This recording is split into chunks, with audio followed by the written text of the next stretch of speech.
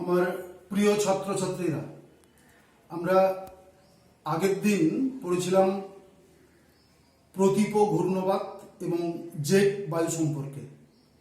আজকে আমরা পড়তে চলেছি আর্দ্রতা ও অধঃক্ষেপণ, অর্থাৎ হিউমিডিটি অ্যান্ড প্রেসিপিটেশন। এই দুটো বিষয় সম্পর্কে আজকে আমাদের আলোচনা। আর্দ্রতা বাতাসে জলীয় বাষ্পের উপস্থিতিকে এক কথায় বলা হয় আর্দ্রতা। কোনো নির্দিষ্ট স্থানে নির্দিষ্ট সময়ে বায়ুতে অবস্থিত বা বায়ুতে উপস্থিত মোট জলীয় বাষ্পের যে পরিমাণ, তাকেই বলে বায়ুর আর্দ্রতা বা হিউমিডিটি। বায়ুতে জলীয় বাষ্প সাধারণভাবে 0.5% উপাদান হিসাবে উপস্থিত থাকে। যদি বাতাসে জলীয় বাষ্পের পরিমাণ 2 থেকে 5% হয়, তাহলে তাকে আমরা বলি আর্দ্রবায়ু। আর যদি জলীয় বাষ্পের পরিমাণ খুব কম থাকে, তখন তাকে বলি শুষ্ক বায়ু। তাহলে এক কথায় বাতাসে জলীয় বাষ্প থাকলে বা জলীয় বাষ্পপূর্ণ বায়ুকে আমরা বলি আর্দ্রবায়ু, আর জলীয় বাষ্পহীন বায়ুকে বলি শুষ্ক বায়ু। যদিও শুষ্ক বায়ুতে জলীয় বাষ্পহীন কথার অর্থ এই নয় যে জলীয় বাষ্প একেবারেই থাকবে না। বায়ুতে জলীয় বাষ্প থাকবে, কিন্তু তার পরিমাণটা খুবই কম। সেক্ষেত্রে হতে পারে সেটা 0.5% এর কম বা সামান্য বেশি। এই যে জলীয় বাষ্প, এই বাতাসের যে আর্দ্রতা, এই আর্দ্রতার গুরুত্বটা কোথায়? আর্দ্রতার গুরুত্ব হচ্ছে, বাতাসে যদি আর্দ্রতা যথেষ্ট বেশি পরিমাণে থাকে, তাহলে মেঘাচ্ছন্নতা এবং ঝড় বৃষ্টির সম্ভাবনা অনেক বাড়ে। এই আর্দ্রতা বলতে আপেক্ষিক আর্দ্রতা। আমরা যখন টিভিতে ওয়েদার রিপোর্ট দেখি, তখন দেখবে বলা হয় বাতাসে আপেক্ষিক আর্দ্রতা ছিল 80%। এই 80% মানে হচ্ছে বাতাসে সম্পৃক্ত হওয়ার জন্য যতখানি আর্দ্রতা থাকা উচিত, তার 80% আছে। সাধারণভাবে 90%-এর বেশি আপেক্ষিক আর্দ্রতা থাকলে বৃষ্টিপাতের সম্ভাবনা তৈরি হয়।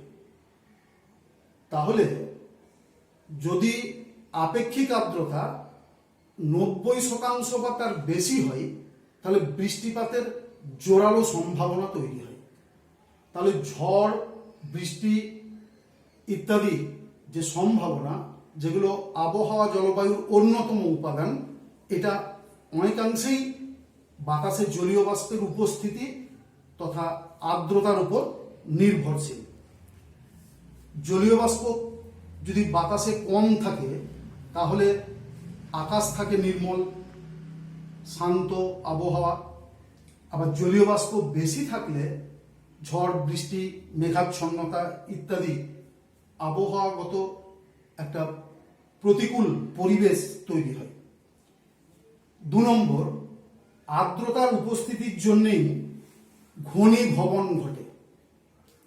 সুতরাং জল চক্রে আর্দ্রতার একটা বিশেষ গুরুত্বপূর্ণ ভূমিকা আছে। বাতাসে জলীয় বাষ্প না থাকলে ঘনীভবন সম্ভব নয়, ঘনীভবন না হলে বৃষ্টিপাত সম্ভব নয়, বৃষ্টিপাত হলো জলচক্রের অন্যতম একটা পর্যায়। তৃতীয়ত, আর্দ্রতা আমাদের দেহে অস্বাচ্ছন্দ্য বা অস্বস্তি সৃষ্টি করে। আর্দ্রতা খুব বেশি হলেও অস্বাচ্ছন্দ্য হয়, শারীরিক অস্বস্তি বোধ হয়, শরীর থেকে প্রচুর ঘাম বেরিয়ে যায়, আমরা শারীরিকভাবে দুর্বলতা বোধ করি। ঠিক যেমন এই সময়ে আমাদের আবহাওয়াগত পরিস্থিতি যা, তাতে বাতাসে আপেক্ষিক আর্দ্রতা যথেষ্ট পরিমাণে রয়েছে, আমাদের প্রচুর পরিমাণ ঘাম হচ্ছে, শারীরিকভাবে অস্বস্তি বোধ করছি। আবার শীতকালে যখন বাতাসে আর্দ্রতার পরিমাণ যথেষ্ট কম থাকে, তখন আমাদের দেহ থেকে বাতাস জলীয় বাষ্প শোষণ করে নেয় এবং আমাদের চামড়া খসখসে হয়ে যায়, ঠোঁট ফেটে যায়, পায়ের গোড়ালি ফাটে। সুতরাং আর্দ্রতা বেশি বা কম হওয়া দুটোর ক্ষেত্রেই আমাদের শারীরিক স্বাচ্ছন্দ্য বা অস্বস্তি বা স্বস্তি ভাব, এই দুটো অনেকাংশেই নির্ভর করে। এখন জলীয় আর্দ্রতার এই অনেকভাবে প্রকাশ করা যায়। আর্দ্রতা 3 রকমের হতে পারে। একটা হচ্ছে চরম আর্দ্রতা বা পরম আর্দ্রতা বা নিরপেক্ষ আর্দ্রতা, দ্বিতীয়ত বিশেষ আর্দ্রতা, এবং 3 নম্বর হলো আপেক্ষিক আর্দ্রতা বা সাপেক্ষ আর্দ্রতা। এখন চরম আর্দ্রতা কাকে বলবো? চরম আর্দ্রতা, চরম আর্দ্রতা কোনো নির্দিষ্ট আয়তনের বায়ুতে যে পরিমাণ জলীয় বাষ্প আছে, নির্দিষ্ট আয়তনের বায়ুতে যে পরিমাণ জলীয় বাষ্প উপস্থিত আছে, তাকে বলা হয় ওই আয়তন বায়ুর চরম বা পরম বা নিরপেক্ষ আর্দ্রতা। প্রতি ঘন সেন্টিমিটার আয়তনের বায়ুতে যত গ্রাম জলীয় বাষ্প আছে, তা দিয়ে চরম আর্দ্রতা প্রকাশ করা হয়। এর একক হচ্ছে গ্রাম প্রতি ঘন সেন্টিমিটার।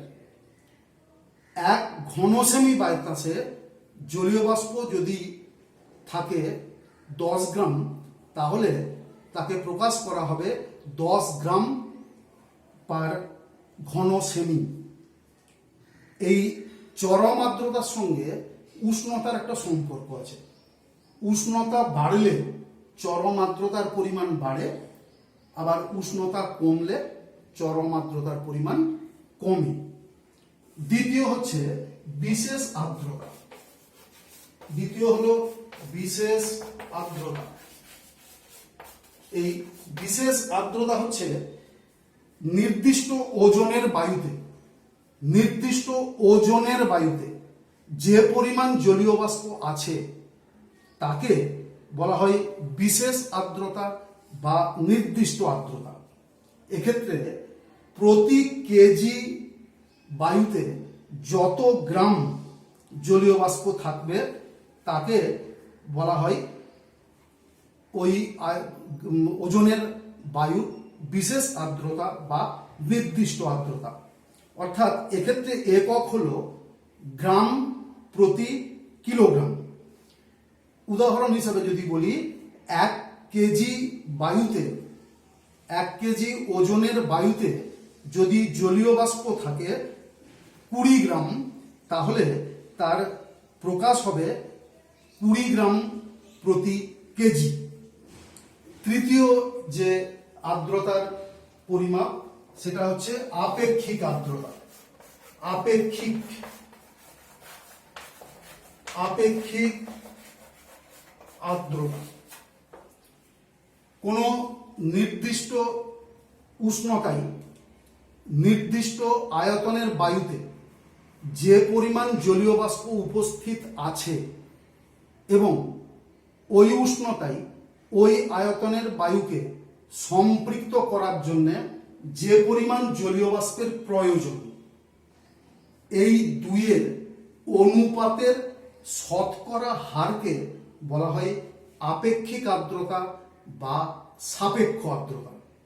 লক্ষ্য করো, নির্দিষ্ট উষ্ণতায় নির্দিষ্ট আয়তনের বায়ুতে যে পরিমাণ উপস্থিত আছে এবং ওই উষ্ণতায় ওই আয়তন বায়ুতে সম্পৃক্ত করতে যে পরিমাণ জলীয় বাষ্প থাকা উচিত বা যতখানি থাকলে বাতাসটা সম্পৃক্ত হবে, এই দুটো মাপের অনুপাত তাকে শতকরা হারে প্রকাশ করলে যা দাঁড়ায় সেটা হচ্ছে আপেক্ষিক আর্দ্রতা। আপেক্ষিক আর্দ্রতা পরিমাপের একক হচ্ছে, কোনো নির্দিষ্ট একক নেই, একে শতকরা হারে প্রকাশ করা হয়। সাধারণত সম্পৃক্ত বায়ুর আপেক্ষিক আর্দ্রতা হয় 100%, আর শুষ্ক বায়ুর আপেক্ষিক আর্দ্রতা 0% হতে পারে। যে একটু আগে যেটা বলছিলাম যে ওয়েদার রিপোর্টে আমরা যখন দেখি যে আপেক্ষিক আর্দ্রতা 80%, তার অর্থ বোঝায় এই যে বায়ুকে সম্পৃক্ত হতে যতখানি জলীয় বাষ্পের উপস্থিতির প্রয়োজন তার 80% জলীয় বাষ্প বাতাসে উপস্থিত আছে। সাধারণত 90 বা তার বেশি শতাংশ আপেক্ষিক আর্দ্রতা হলে তবে ঝড়, বৃষ্টি ইত্যাদির সম্ভাবনা বাড়ে। সুতরাং আপেক্ষিক আর্দ্রতা পরিমাপের যে সূত্র সেটা হচ্ছে নির্দিষ্ট উষ্ণতায় নির্দিষ্ট আয়তনের বায়ুকে উপস্থিত জলীয় বাষ্প ডিভাইড বাই ওই উষ্ণতায় ওই বায়ুকে সম্পৃক্ত করার জন্য প্রয়োজনীয় আর্দ্রতা ইনটু 100, অর্থাৎ শতকরা হার। এইভাবে আপেক্ষিক আর্দ্রতা নির্ণয় করা হয়। উদাহরণ হিসেবে যদি আমরা ধরো 20 ডিগ্রি সেন্টিগ্রেড উষ্ণতায় 1 ঘন সেমি বায়ুতে জলীয় বাষ্প যদি উপস্থিত থাকে 20 গ্রাম, জলীয় বাষ্প উপস্থিত আছে ধরো 20 গ্রাম, আর সম্পৃক্ত করার জন্য প্রয়োজনীয় ধরো 30 গ্রাম, তাহলে 20 গ্রাম ডিভাইড বাই 30 গ্রাম ইন্টু 100 যদি করি তাহলে পরিমাণটা দাঁড়াবে 66.67 বা প্রায় 67%। এই 67% মানে এখান থেকে বোঝা যাবে যে বৃষ্টিপাতের সম্ভাবনা এখন অনেক দূরে। এই আপেক্ষিক আর্দ্রতার সঙ্গে উষ্ণতার যে সম্পর্ক সেটা হচ্ছে ব্যস্তানুপাতি। চরম আর্দ্রতার সঙ্গে উষ্ণতার সম্পর্ক ছিল যেমন সমানুপাতি, আপেক্ষিক আর্দ্রতার সঙ্গে উষ্ণতার সম্পর্ক অনেকটা ব্যস্তানুপাতি। এক্ষেত্রে উষ্ণতা বৃদ্ধির সঙ্গে সঙ্গে আপেক্ষিক আর্দ্রতার পরিমাণ কমে, কারণ উষ্ণতা বৃদ্ধি পেলে বাতাসের জলীয় বাষ্পের পরিমাণ বাড়ে। বিপরীতে উষ্ণতা বৃদ্ধি যদি কমে যায় তাহলে বাতাসের জলীয় বাষ্পের পরিমাণ কমে, আপেক্ষিক আর্দ্রতা সেক্ষেত্রে বাড়ে। এই আর্দ্রতা পরিমাপের জন্যে যে যন্ত্র আমরা ব্যবহার করি সেটা হচ্ছে হাইগ্রোমিটার। সুইস পদার্থবিদ এবং ভূতত্ত্ববিদ হেরেস বেনেডিক্ট ডি সোসুর 1783 সালে এই হাইগ্রোমিটার যন্ত্র উদ্ভাবন করেছিলেন। আর এই আপেক্ষিক আর্দ্রতা পরিমাপের জন্য আমরা যে যন্ত্র ব্যবহার করি সেটা হলো শুষ্ক ও আর্দ্র কুণ্ড থার্মোমিটার, যাকে ইংরেজিতে বলা হয় dry and wait bulb thermometer. একে অন্যভাবে সাইক্রোমিটারও বলা হয়ে থাকে। এই যন্ত্র ছাড়াও হেয়ার হাইগ্রোমিটার, রেজিস্ট্যান্ট হাইগ্রোমিটার ইত্যাদি যন্ত্রের মাধ্যমেও আমরা আর্দ্রতা পরিমাপ করে থাকি। এইবার আমরা দেখে নিই নিরপেক্ষ আর্দ্রতা এবং আপেক্ষিক আর্দ্রতার মধ্যে পার্থক্য কি। নিরপেক্ষ আর্দ্রতা যার একক হচ্ছে গ্রাম পার ঘন সেমি, গ্রাম প্রতি ঘন সেমি, এই এককে নিরপেক্ষ আর্দ্রতা প্রকাশ করা হয়। অন্যদিকে আপেক্ষিক আর্দ্রতাকে আমরা প্রকাশ করি শতকরা হারে প্রকাশ করি। প্রকৃতি জলীয় বাষ্পের নিরপেক্ষ আর্দ্রতা জলীয় বাষ্পের ওজনকে নির্দেশ করে, অন্যদিকে আপেক্ষিক আর্দ্রতা নির্দেশ করে বায়ুমণ্ডলের আর্দ্রতা হচ্ছে একটি অনুপাত, এইটা অনুপাত প্রকাশ করে, অনুপাতকে প্রকাশ করে, অর্থাৎ যে পরিমাণ জলীয় বাষ্প বাতাসে উপস্থিত ছিল এবং ওই উষ্ণতাই সম্পৃক্ত করার জন্য যতখানি জলীয় বাষ্প থাকার প্রয়োজন তার অনুপাত। উষ্ণতা, নিরপেক্ষ আর্দ্রতার ক্ষেত্রে উষ্ণতার সঙ্গে সম্পর্ক হচ্ছে সমানুপাতিক সম্পর্ক, অর্থাৎ উষ্ণতা বাড়লে নিরপেক্ষ আর্দ্রতা বাড়ে, কমলে কমে। অন্যদিকে উষ্ণতার সঙ্গে আপেক্ষিক আর্দ্রতার সম্পর্ক ব্যস্তানুপাতিক সম্পর্ক, অর্থাৎ উষ্ণতা বাড়লে আপেক্ষিক আর্দ্রতা কমে এবং উষ্ণতা কমলে আপেক্ষিক আর্দ্রতা বাড়ে। যে বায়ুর আপেক্ষিক আর্দ্রতা 100%, যে নির্দিষ্ট উষ্ণতায় বায়ুর আপেক্ষিক আর্দ্রতা 100% পৌঁছায়, সেই নির্দিষ্ট উষ্ণতাকে আবার বলা হয় শিশিরাঙ্ক। তাহলে যে নির্দিষ্ট উষ্ণতায় বায়ু সম্পৃক্ত হয়, এই সম্পৃক্ত হওয়ার জন্য প্রয়োজন বায়ুর আপেক্ষিক আর্দ্রতা 100% পৌঁছানো। তাহলে আমরা বলতে পারি যে নির্দিষ্ট উষ্ণতায় বায়ু সম্পৃক্ত হয়, অর্থাৎ বায়ুর আপেক্ষিক আর্দ্রতা 100% পৌঁছায়, সেই নির্দিষ্ট উষ্ণতাকে বলা হয় শিশিরাঙ্ক উষ্ণতা। এই শিশিরাঙ্ক উষ্ণতা সর্বদাই হিমাঙ্কের ওপরে থাকে। শিশিরাঙ্ক উষ্ণতা যখন হিমাঙ্কের নিচে নেমে যায়, তখনই বাতাসের উপস্থিত জলীয় বাষ্প ঘনীভূত হয়ে বরফ কণায় পরিণত হয়। আর শিশিরাঙ্ক উষ্ণতায় পৌঁছলে জলীয় বাষ্প ঘনীভূত হয়ে জলের কণা তৈরি করে। এইবার আমরা চলে আসি অধঃক্ষেপণ বা প্রেসিপিটেশন। আমরা সচরাচর রেনফল আর প্রেসিপিটেশন এই দুটোকে সমার্থক বা সিনোনিম আকারে ব্যবহার করি। বাস্তবে কিন্তু অধঃক্ষেপণ অর্থাৎ প্রেসিপিটেশন এবং বৃষ্টিপাত বা রেনফল দুটো কিন্তু সমার্থক নয়। বৃষ্টিপাত হলো অধঃক্ষেপণের একটা বিশেষ রূপ। বৃষ্টিপাত ছাড়াও অধঃক্ষেপণের আরো অন্যান্য অনেক রূপ আছে। অধঃক্ষেপণ জিনিসটা কি? অধঃক্ষেপণ হচ্ছে বায়ুমণ্ডলে উপস্থিত জলীয় বাষ্প ঘনীভূত হয়ে কঠিন বা তরল আকারে মাধ্যাকর্ষণের টানে ভূপৃষ্ঠে পতিত হলে বা ভূপৃষ্ঠে এসে পড়লে তাকে একত্রে বলা হবে অধঃক্ষেপণ। অর্থাৎ কঠিন আকারেও অধঃক্ষিপ্ত হতে পারে, তরল আকারেও অধঃক্ষিপ্ত হতে পারে। এই কঠিন বা তরল যে আকারেই হোক না কেন তাকে একত্রে আমরা বলবো অধঃক্ষেপণ। যদি বলা হয় যে অধঃক্ষেপণের পরিমাণ 100 মিলিমিটার, তাহলে কিন্তু শুধুমাত্র বৃষ্টিপাত না, সেক্ষেত্রে শিলাবৃষ্টি বা তুষারপাতের পরিমাণও তার সঙ্গে যুক্ত থাকতে পারে। আর যদি বলা হয় যে বৃষ্টিপাতের পরিমাণ 50 মিলিমিটার, তাহলে বুঝতে হবে যে অধঃক্ষিপ্ত হয়েছে কেবলমাত্র তরল আকারে। এই তরল আকারে অধঃক্ষিপ্ত হওয়াকে আমরা বলি বৃষ্টিপাত। সেই প্রসঙ্গে আমরা পরে আসছি।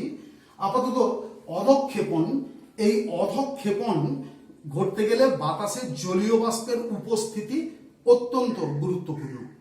জলীয় বাষ্প আমরা জানি যে সূর্যের তাপে দিনের বেলায় বিভিন্ন জলভাগ, সাগর, মহাসাগর, খাল, বিল, পুকুর, হ্রদ, এমনকি মাটির আর্দ্রতা, এমনকি গাছের বাষ্পীভবন থেকে যে জলীয় বাষ্প বাতাসে মেশে সামগ্রিকভাবে এই বাতাসকে কি করে?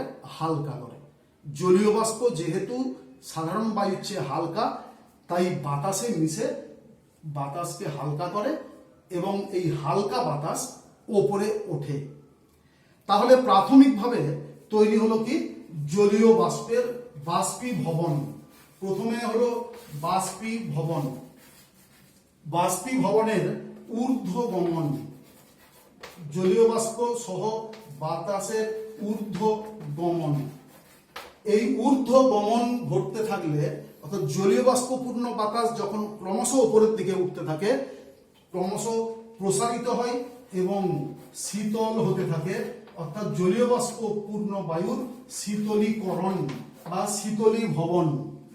শীতল হলে কি হয়, বাতাস একটা নির্দিষ্ট উষ্ণতায় এসে সম্পৃক্ত হয়।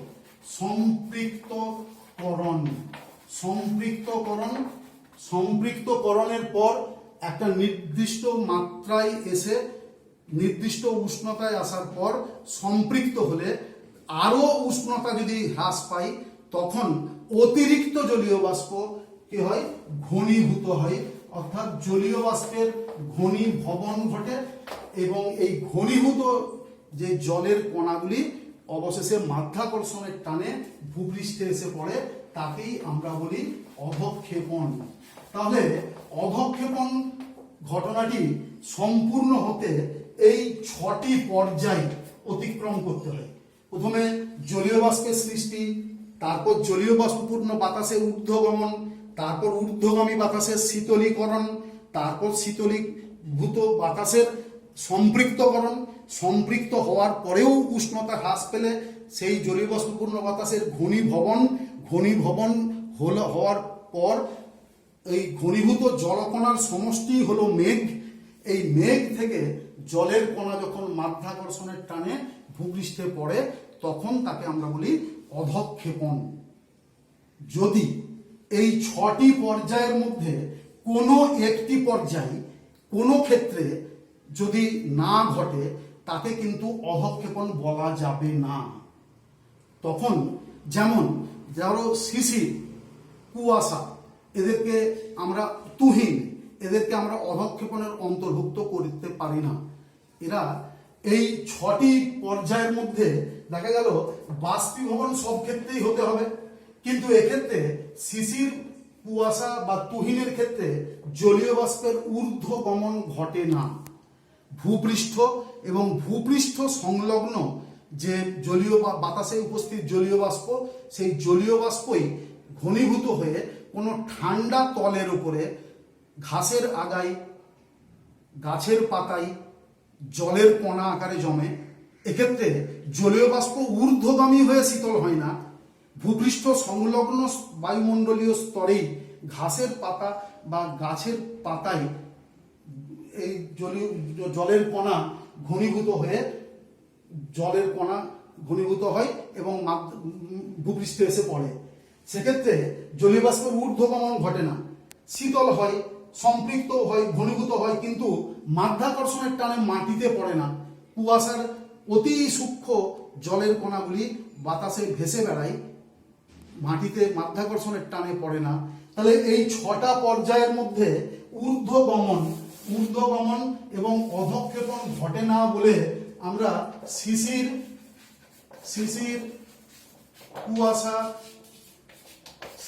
কুয়াশা এবং তুহিনকে আমরা অধঃক্ষেপণের অন্তর্ভুক্ত করতে পারি না। এরা এই অর্থে জাতিচ্যুত হয় বলা যেতে পারে। তাহলে এই 6টা পর্যায়ের মাধ্যমে অধঃক্ষেপণ ঘটতে পারে। তাহলে জলীয় বাষ্পপূর্ণ বাতাস ঊর্ধ্বগামী হলে শীতল হয়, সম্পৃক্ত হয়, ঘনীভূত হয় এবং অতি সূক্ষ্ম আণুবীক্ষণিক জলের কণা তৈরি করে। এই আণুবীক্ষণিক জলকণার সমষ্টি হলো মেঘ। এই মেঘ থেকে আমরা কখনো বৃষ্টিপাত হতে দেখি, কখনো তুষারপাত হতে দেখি, কখনো বৃষ্টির সঙ্গে শিলাবৃষ্টিও হতে দেখি। এখন শিলাবৃষ্টি কখন হয়, বৃষ্টিপাতই বা কখন হয়, আবার তুষারপাতই বা কখন হয়, এই ব্যাখ্যা দিতে গেলে, যদিও তোমাদের এটা সিলেবাসের খানিকটা বাইরে, তবুও বলে রাখি, এই ব্যাখ্যা দিতে গেলে দুটো তত্ত্বের অবতারণা আছে। একটি হলো বার্জেরন-ফিন্ডিসেইন তত্ত্ব।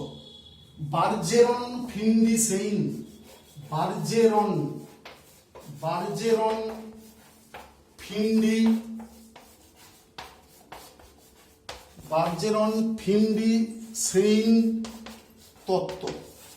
বার্জেরন ফিন্ডি-সেইন তত্ত্বে বলা হয় দুই বিজ্ঞানের সম্মিলিত কাজের যে ফল সেটা হচ্ছে বলা হয় জলীয় বাষ্প বাতাসের সঙ্গে ঊর্ধ্বগামী হয়, ট্রপোস্ফিয়ারের ঊর্ধ্ব স্তরে যেখানে উষ্ণতা হিমাঙ্কের অনেক নিচে, সেখানে ঘনীভূত হয়ে জলের কণা তৈরি না করে বরফের কণা তৈরি হয়।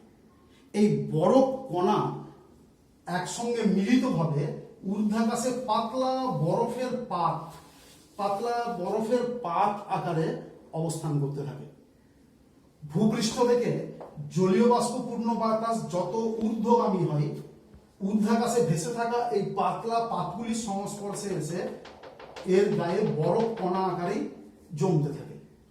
ধীরে ধীরে বরফের পাত পুরু হতে থাকে, ওজনে বাড়তে থাকে, মাধ্যাকর্ষণের টানে ক্রমশ নিচের দিকে নেমে আসতে থাকে।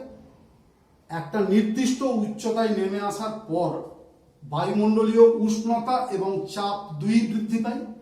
ফলে জলীয় ওই বরফের পাত ধীরে ধীরে ঝুরঝুরে বরফ আকারে, যদি উষ্ণতা খুব বেশি হয় তাহলে বরফের পাত নির্দিষ্ট উচ্চতায় নেমে আসার পর গলে জলে পরিণত হয় এবং বৃষ্টির কণা আকারে ভূপৃষ্ঠে এসে পড়ে।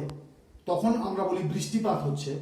আর যদি ভূপৃষ্ঠ সংলগ্ন বায়ুমণ্ডলীয় উষ্ণতা হিমাঙ্কের কাছাকাছি বা তার নিচে থাকে তাহলে বায়ুমণ্ডলীয় চাপ বৃদ্ধির কারণে এই বরফের পাত নিচে নেমে আসবে এবং তা ওই আটার গুঁড়ো বা একবারে পেঁজা তুলোর মতো বরফ আকারেই মাটিতে নেমে আসবে।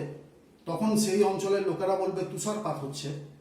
তাহলে এই সব ক্ষেত্রেই বার্জেরন ফিন্ডি-সেইন তত্ত্ব অনুযায়ী সব ক্ষেত্রেই বায়ুমণ্ডলের ঊর্ধ্বস্তরে পাতলা বরফের পাত তৈরি হয় এবং সেই পাতলা বরফের পাত থেকে ভূপৃষ্ঠ সংলগ্ন জলবায়ুগত আবহাওয়াগত পরিবেশ অনুযায়ী কোথাও বৃষ্টিপাত হয়, যেখানে উষ্ণতা বেশি সেখানে বরফ গলে গিয়ে বৃষ্টি আকারে ঝরে পড়ে, আর যে অঞ্চলে উষ্ণতা অনেক কম সেখানে ওই পেঁজা তুলোর মতো বরফ মাটিতে এসে পড়ে, সেখানে তুষারপাত হয়।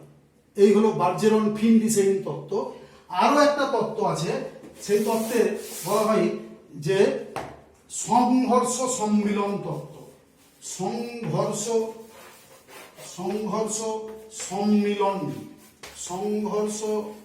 সম্মিলন তত্ত্ব। এই তত্ত্ব অর্থাৎ কোয়ালেসেন্স থিওরি। কলিশন, আগে সংঘর্ষ তারপর সম্মিলন অর্থাৎ মিলন। এক্ষেত্রে হয় কি, ভূপৃষ্ঠ সংলগ্ন জলভাগ থেকে সূর্য তাপে জল বাষ্পীভূত হয়, বাতাসে মেশে বাতাসকে হালকা করে, হালকা বাতাস ঊর্ধ্বগামী হয়, ঊর্ধ্বগামী হলে ঊর্ধ্বস্তরে শীতল হয়, সম্পৃক্ত হয়, ঘনীভূত হয়ে জলের কণা তৈরি করে, যেগুলো অত্যন্ত সূক্ষ্ম আণুবীক্ষণিক জলের কণা। এই জলের কণাগুলি বায়ুমণ্ডলের ঊর্ধ্বস্তরে ভেসে বেড়াতে থাকে। ভেসে বেড়াতে বেড়াতে জলকণাগুলির পারস্পরিক সংঘর্ষ ঘটে। সংঘর্ষ ঘটলে অপেক্ষাকৃত বড় জলের কণাটি সূক্ষ্ম জলের কণাগুলোকে গ্রাস করে, আয়তনে বাড়ে, ওজনে ভারী হয়। সূক্ষ্ম জলকণা বায়ুমণ্ডলের যে উচ্চতায় যে ঘনত্বে ভেসেছিল, ওজনে আয়তনে ভারী হয়ে গেলে সেগুলি আর সেই স্তরে সেই উচ্চতায় ভেসে থাকতে পারে না, তারা খানিকটা নিচের দিকে নেমে আসে। নিচের দিকে নেমে আসার সময়ও নিচের স্তরে বায়ুমণ্ডলীয় যে জলকণাগুলি সেইগুলিকেও গ্রাস করে এবং আয়তনে ক্রমশ বাড়তে থাকে। অবশেষে আয়তন যখন যথেষ্ট পরিমাণে বড় হয়ে যায় তখন আর মাধ্যাকর্ষণের টানকে উপেক্ষা করতে পারে না। মাধ্যাকর্ষণের টানে অবশেষে ভূমিতে ঠাঁই নেয়, আমরা বলি বৃষ্টিপাত হচ্ছে। সুতরাং কোন অঞ্চলে বৃষ্টিপাত আর কোন অঞ্চলে তুষারপাত ঘটছে এবং তার গঠন প্রণালীটা কীরকম, অর্থাৎ মেকানিজমটা কি, এইটা এই বার্জেরন ফিন্ডি-সেইন এবং সংঘর্ষ সম্মিলন তত্ত্বের মাধ্যমে ব্যাখ্যা করা হয়েছে। ছাত্ররা, আজকের পাঠ থেকে তোমাদের কিছু অনুশীলনী দিচ্ছি। অনুশীলনীগুলো: 1 নম্বর, বায়ুর আর্দ্রতা বলতে কি বোঝো। 2 নম্বর, চরম আর্দ্রতা, বিশেষ আর্দ্রতা ও আপেক্ষিক আর্দ্রতা কাকে বলে। প্রতিটার জন্য 2 2 2 করে। 3, চরম আর্দ্রতা ও আপেক্ষিক আর্দ্রতার মধ্যে পার্থক্য কি। 3 নম্বর, বায়ুমণ্ডলের আর্দ্রতার গুরুত্ব কি। 3 নম্বর, শিশিরাঙ্ক উষ্ণতা কি বা বলতে কি বোঝো। 2 নম্বর। এই অনুশীলনীগুলি তোমরা ভিডিওটি ভালো করে দেখবে, তারপর বইটি পড়বে, তারপর অনুশীলনী থেকে উত্তর তৈরির কাজে হাত দেবে।